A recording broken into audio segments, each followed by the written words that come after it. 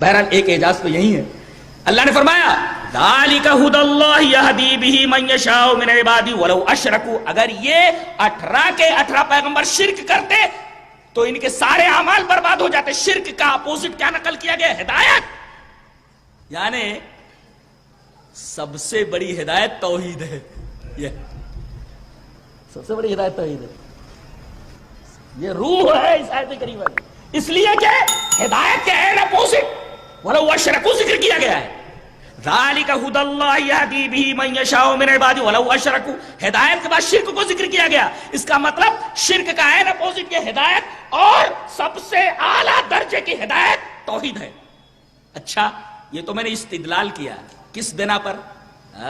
ایک حدیث پاک کی روشنی میں۔ چلیے اس عجیب و غریب نکتے کو ایک حدیث پاک سے متعین کرتے ہیں کہ یہ میرا اپنا استدلال نہیں بلکہ حدیث پاک بالکل واضح اور صریح ہے۔ حدیث اس طرح وعن ابی ہریرہ رضی اللہ تعالی عنہ قال قال رسول اللہ صلی اللہ علیہ وسلم لعمہ قل لا الہ الا اللہ اشہد لک بها یوم القیامہ قال لولا ان تعیرنی قریش یقولون انما حملہ علی ذلك الجزع لاقررت عینک فانزل اللہ تعالی انک لا تہدی انک لا تہدی، پھر بولتا ہوں انک لا تہدی من احببت ولکن اللہ یہدی من یشاء۔ دیکھو حضرت کا ذہن پہنچ گیا میں کیا استدلال کرنا چاہتا ہوں جی۔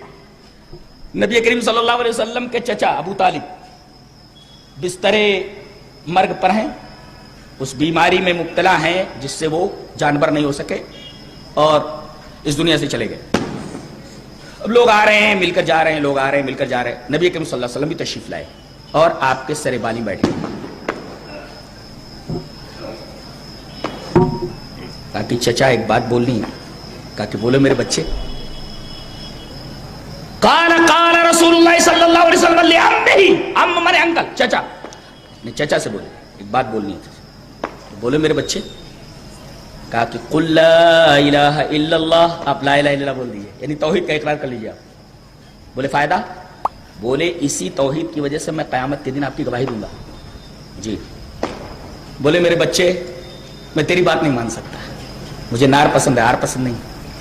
لوگ کہیں گے زندگی بھر اپنے بھتیجے کے دین پر نہیں رہا، مرتے مرتے ڈر کے مارے بھتیجے کا دین قبول کر لیا، تو میرے بچے میں تیرا دین قبول نہیں کر سکتا، اور وہ اپنے باپ دادا کے دین پہ مر گئے۔ نبی کریم صلی اللہ علیہ وسلم کو بڑی تکلیف ہوئی کہ میرا چچا جس سے میں محبت کرتا تھا اور چچا مجھ سے محبت کرتا تھا، دیکھو باپ دادا کے دین پہ چلا گیا، شرک کے اوپر مر گیا۔ آپ بڑے دلگیر ہوئے، آپ کی تسلی کے لیے آیت کریمہ نازل ہوئی، انک لا تہدی، اے ہمارے حبیب آپ ہدایت نہیں دے سکتے جس سے آپ محبت کریں، ہدایت نہیں دے سکتے۔ بولے تو توحید نہیں دے سکتے۔ دیکھیے ہدایت سے مراد توحید ہے، اس لیے کہ معاملہ توحید ہی کا چل رہا ہے نا، معاملہ توحید کا چل رہا ہے، شرک کے اوپر اٹھ گئے اور یہاں انک لا تہدی کہا جا رہا ہے۔ اس کا مطلب اعلیٰ درجے کی ہدایت اگر کوئی ہے تو اہدنا الصراط المستقیم میں جو اعلیٰ درجے کی ہدایت کی دعا مانگتا ہے انسان سورہ فاتحہ میں، وہ یہی ہے کہ اللہ توحید کے اوپر زندگی بھر چلانا اور زندگی بھر میری زندگی میں کہیں شرک نہ آ جائے۔ بہت خطرناک چیز ہے۔